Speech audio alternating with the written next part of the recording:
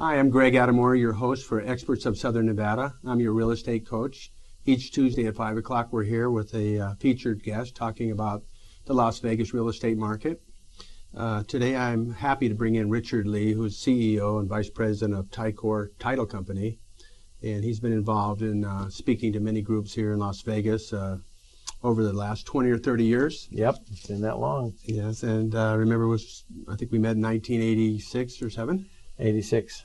Yeah, we're Commercial Marketing Group, the original group. Well, I started with another gentleman named Bob Whedon, what we called the Commercial Marketing Group. It was the first networking group for commercial real estate brokers in Las Vegas. Well, yeah, all the big deals, they kind of went through your office, and you kind of informed a lot of the Nevada Development Authority and spoken a lot of our real estate offices. We'll always look forward to your sharing what's new and developing on the Las Vegas Strip and in the community.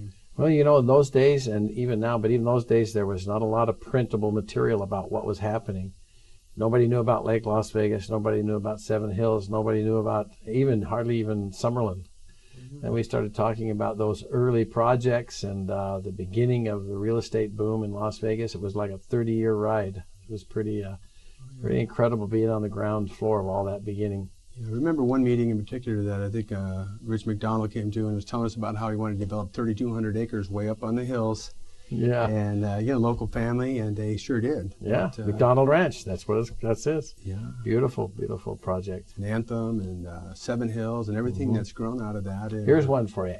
Seven Hills used to be called a Japanese group, and they called it Cosmo World. Do you remember that? Oh, I heard that, Cosmo. Cosmo World. It was a Japanese golfing company that originally we were going to do resorts out there, golf course resorts, and then it turned into a residential community, Seven Hills, which is a very good one. Wow. That's something else. Yeah, that's taken us back. Oh, it's too much history. Like I said, I wish I'd have bought a lot more land in those early days. Well, I know. Remember, we were working on a deal up in Calico Basin with 85-acre sale I made, and you had invited me to the Commercial Marketing Group then, and you have to have a 2-acre minimum up there, and there was a water issue. I'm kind of glad that never got developed. It's one of the last beautiful areas that's been preserved up until now, but we almost had some development up there recently with Mr. Rhodes. Yes. Mm-hmm. Yeah. That's right. I remember it. I'm glad that did. That Red Rock area has turned into such a jewel. Oh yeah. Such a jewel for us, and it looks like Mr. Rhodes is going to get traded out of that. And it'll be. It's in everybody's best interest what's happened with that. Yeah, I think keep that natural and beautiful. It's one of the nicest things we have. As our city grows, it's just nice to know that 10 minutes away we have one of the most beautiful natural habitats in the whole United States. It really is something. Some nice trails and so on. And, there was some also talk about a development of a stadium out in Henderson recently. It's been in the news, and the developer was supposed to make a sports complex out there. Have you heard anything new on that? Oh, let me tell you, there's so many stadiums have been proposed. We probably could 5, 6, 7, 8 different stadium projects, 2, maybe 3 locations downtown, maybe 3 locations on the South Strip, maybe in Henderson. That location with Chris Milan, and right now probably the one of the most feasible in my opinion. That's my opinion, is probably the one at UNLV. Yeah. And it's still not meeting the demand for the future stadium of Las Vegas. Even the stadium at UNLV will not be big enough for NFL games, where you have 75,000 people. That's the future. And someday we'll probably have a stadium of that nature for European football, NFL games. Who knows? Now, speaking, don't look too short-sighted this now. But the one that I think we have need for right now is the size of the stadium and the concept that they're doing at UNLV, and that's going to change that whole campus. It will really add something to it, make it more of a live-in campus instead of a commuter. UNLV is very few people live there. It's a commuter campus, and to really be a university, it needs to change its identity a little bit. Yeah, and there's been some talk recently that we could use we have the law school, but a med school. We have the one in Reno, and maybe the state right now with the financial restraints doesn't feel like they can support 2 medical schools, but for research and stuff, that would also really put UNLV on the map. Very important. Medicine is a big thing here. I serve on the board for the Southern Hills Hospital, which is part of the Hospital Corporation of America. We own Mountain View, Sunrise, and Southern Hills. And we're in lots of discussions about the future of medicine in Las Vegas and the need, of course, for medical facilities as the baby boomers get older.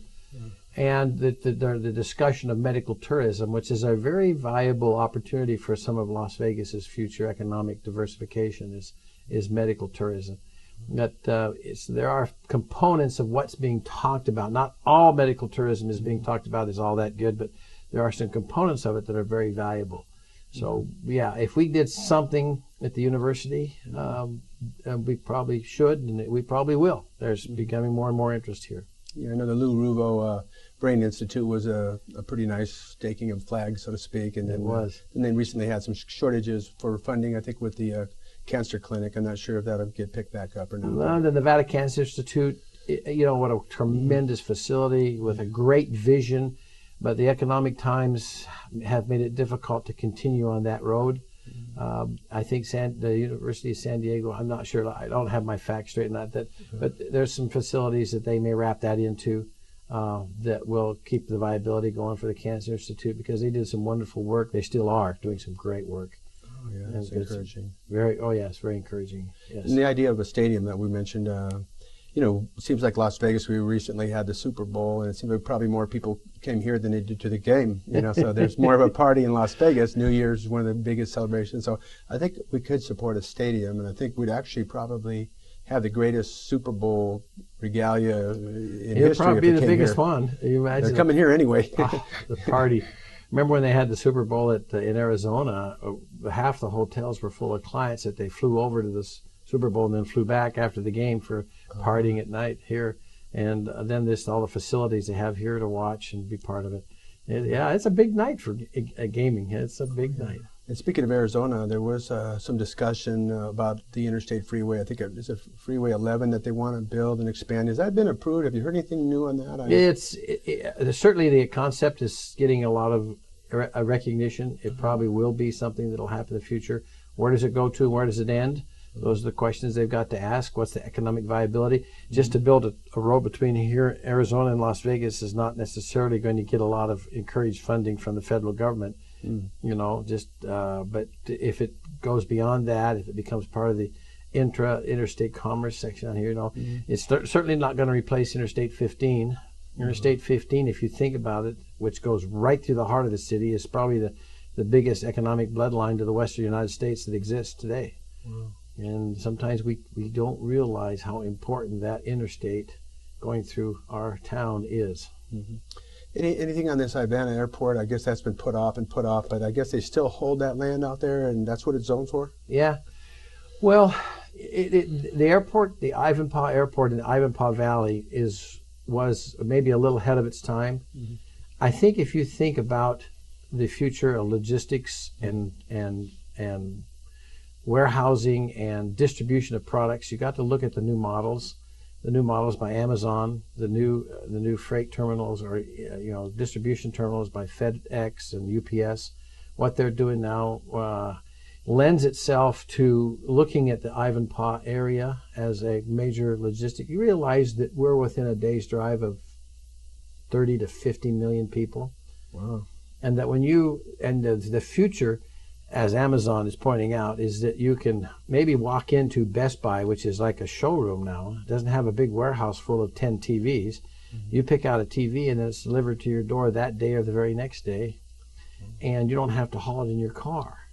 And so they don't have to stock it. But if there's a logistics place that can deliver it, realize that we're a 4-hour drive to LA, mm-hmm. and at least about a day's drive to that many people, you start thinking about the old retail is changing. The old mm-hmm. concept of retail where you have to have 10 deep of one item, it's just going to be a showroom. Oh, I see. Yeah. The future is here, but the future is coming even more so when we're starting to buy online, and you'll order something on Amazon and it's there the next day, and you go, how cool is that? Yeah. And I tell you, there's some opportunity here. Yeah. And there's some really interesting things happening on this Ivanpah, this Interstate 15 corridor, mm-hmm. and the 215 corridor too. I think it's like the foreign trade zones. They still have these around the airports. All over. Yep, down at the convention center, around the airports. They got them in a number of places. So that'll help with the distribution and the importing of the goods and services that the community needs as we grow into the. Sure. Yeah. You could look at that as a globalization of Las Vegas. You know, everybody wants to come to Vegas, and if you think about all the things that happen, Las Vegas is the perfect showcase for all things new and cool. And there's two places in the world that you would want to show something. You know, the car industry has over 300 conventions a year here, nearly 300 conventions a year. Wow. 300. Small ones, you know, to 300. But if you want to see something in Asia, it's Hong Kong. If you want to see something with the facilities that we're building here, and show it new and show it to the world, where the world will come, Vegas is it. It is going to be a global market. You know, with the resort industries, the entertainment, the hotels, of type of restaurants and stuff, that we've created a world-class destination, and I think it's a lot of fun to come to Vegas. It's fun. Unfortunately, we're all here working, and what happens in Vegas doesn't happen to us. You know? But it is an exciting place and time. What's been happening on the Strip? I see some cranes out there. Well, you know, I used to have fun counting cranes as being a kind of an economic barometer. If you saw 5 or 6 cranes by land or by a house, if you saw 10 or 15 by a land, and you saw more than that, just get in the market. Well, we got a little over carried away. Sometimes we had, I think at our peak, we had like almost 50 cranes in the air in Las Vegas. It was an incredible thing to see. So today we have a few cranes that are tearing things down, and a few cranes that are putting things up. We've got the Link, which is the Ferris wheel behind Harrah's, or behind the Flamingo, and what they're calling the Link, L-I-N-Q. That's under construction, along with the retail and restaurant corridor from the Strip back to the Ferris wheel, which is behind the Imperial Palace land back there. And then we had the other big Ferris wheel was across the Mandalay Bay called Skyview, and they're both still under construction. Skyview's delayed a little bit, waiting for the bearings to get here, but it's still, I understand that they're getting their funding and they're moving forward on that too. So we're going to have 2 of them. I think there's one or 2 of them the biggest in the world, or one of the biggest. Yeah, the one will be the biggest by across the Mandalay Bay. Now, as everything that we talk about here, it's always subject to change. You know, oh sure, you never know. I used to think if you saw a high rise is going to be built if you saw a crane and you saw concrete steel going vertical, but you can see that doesn't necessarily mean that it's a successful project or a project that'll happen. Look at look at the Boyd Group, where the Fontainebleau, yeah, their crane steel went vertical and they didn't get completed. Put everything on hold there until the economy's coming back. So things change. We had no idea it would change as drastically as it did, but boy, it certainly changed. Yeah, Sahara Hotel, they're getting a little makeover on that. The former Sahara Hotel, and are they doing construction? Well, there's a pretty bright group of people working on that. As in anything, it's a matter of financing, and getting financing for gaming and more hotel rooms is difficult. So we'll see. Everybody's asking about the recession. Is it over? Are we on the uptick? Not yet. What do you see? The main thing, is the recession over? Is a really good question. Is it over? The answer is probably no. Maybe not in Vegas. And the next question that's always going to be asked is when. If it's not over now, when? And the answer to that is I don't know. What we're looking for more than anything is stability. And I think for the first time in probably 5 years, I'm starting to see more stability in the marketplace with regard to housing. Also, and we could probably go into a whole depth conversation about housing, but with regard to commercial, there are segments of this market that's recovering. It's not every segment, not industrial, retail, office, land, residential, master plan communities. When we were in our boom, everything was going forward. Now, finally, we're starting to see segments of those separate projects or economic or whatever you want to call them. They're starting to go forward a little bit. We see some life. Look at what you're doing a lot with housing. Oh, sure. A lot of good, strong indications. I think Lanier, a couple of the builders locally said that they came out and said, "Hey, we're committed. We're buying big pieces of land." When you can find big pieces of land, and like you referred to just a few years back, there was a term called the Manhattanization of Las Vegas, and we were going vertical. A couple people wrote a book on it, but it seemed that way too, because most of the land in southern Nevada is owned by the BLM, so we really don't have this infinite amount of land where people look from one mountain to the other. Yes. I mean, they're looking across the big wide valley here, the big Ponderosa. It's not all privately owned land, so there is a very limited amount of private land available, unless the BLM were to release it. So I guess in the future, if we got back on that building boom again, and once this cycle returns, if and when it does return to the robust cycle we had before, we may see verticalization of the market again. I think so. We have land constraints. Now the question is, do we have enough to absorb the demand? Well, we certainly do now. We have more product, more land, more housing than we have demand. But as things start to wind back up, there's, and like I say, builders they're looking for land, and there's enough land for any demand they might have, but not necessarily at the price they're willing to pay. They're very cautious, cautiously optimistic, even though they've doubled the sales of new homes in the last year. But you got to remember, we sold like 5,000 new homes last year, and in our peak, we sold 28,000 new homes. Yeah. So there's a big difference. That's a remarkable difference. And we're shouting, not shouting, but we're like seeing the stability to actually have 5,000 new homes sold in a market where the REO business, the bank-owned business, is just is controlling everything. And so the new home guys are cautiously optimistic, but they're going to buy land, but very carefully and not pay too much. Because the real fact is their lumber's gone up, other things have gone up, labor's starting to go up. The only way they compete with this REO product, the short sale product, the product that's on the market, is to buy land very, very cheap. And so there's not a lot of land trading, but they're chasing it, but it's hard. Yeah, and it's good for the economy, get people back to work. Construction is a big part of the industry, a large segment of what we needed to recover. So when you see these developments on the Strip, commercial and residential, when people are going back to work, it's so good. And why is the market, I mean, obviously there's a shortage of residential homes. So why do you see the market so hot for buyers right now? Well, if you kind of take it back and look at the big picture, Las Vegas housing is on sale. We're selling stuff at wholesale prices.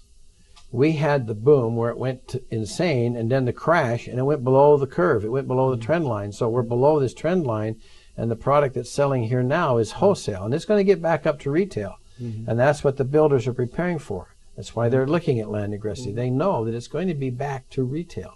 And then we have such a demand for this wholesale price product because the investors are looking at it as opportunity to get good returns. I mean, we've got some major funds that are buying in bulk here, like the Blackstone Group, the Apollo Fund, Colony Capital. These are big New York funds that are investing millions in other markets too, but also millions in Las Vegas, and they're buying up these houses. Now, what they're looking for is maybe a 15 or 20% return. They want to buy, rent, hold 3 to 5 years, and then sell. So they're expecting in 3 to 5 years to be from where we're at wholesale to be at retail. So that brings the question to your clients, that I'm sure you run into, Craig, is to help me find a home, because now's the time to buy. It's wholesale. Sure. What are you finding out there with that? Easier said than done.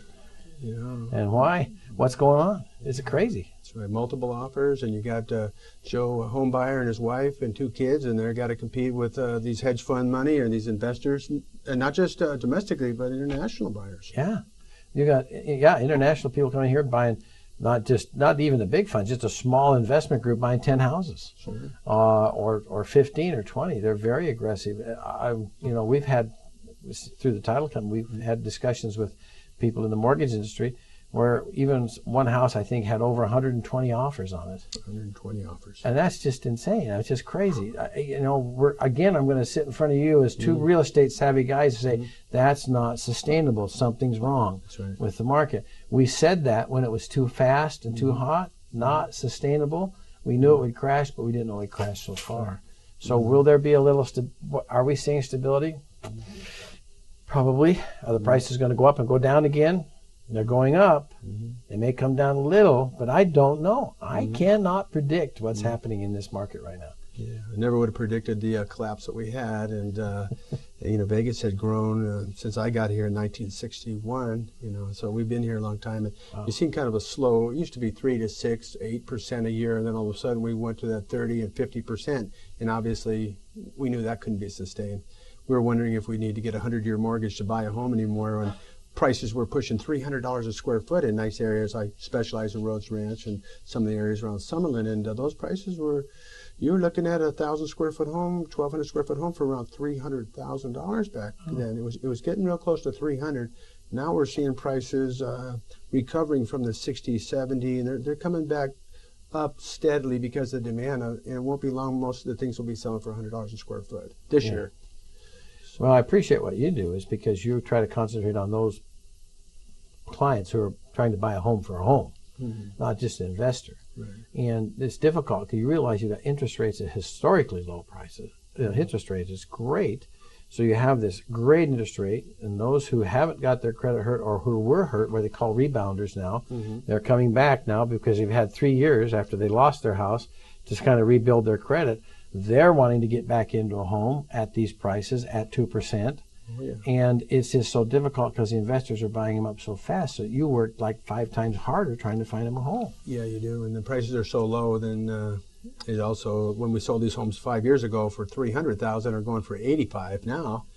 We're taking about a 60% pay cut too. So you work a lot harder, and the effort's a lot more intense. So you do need to find a realtor that's very committed, and they'll try to help the little guy, help the mom and dad, help the people buy a home that are getting a mortgage because they need a place. They have children, or maybe people are getting older and they need something for their retirement, and now would be the time to buy. And, I hear the frustration. I'm sure you do every day. I'm tried. I made an offer. I'm trying. I want home.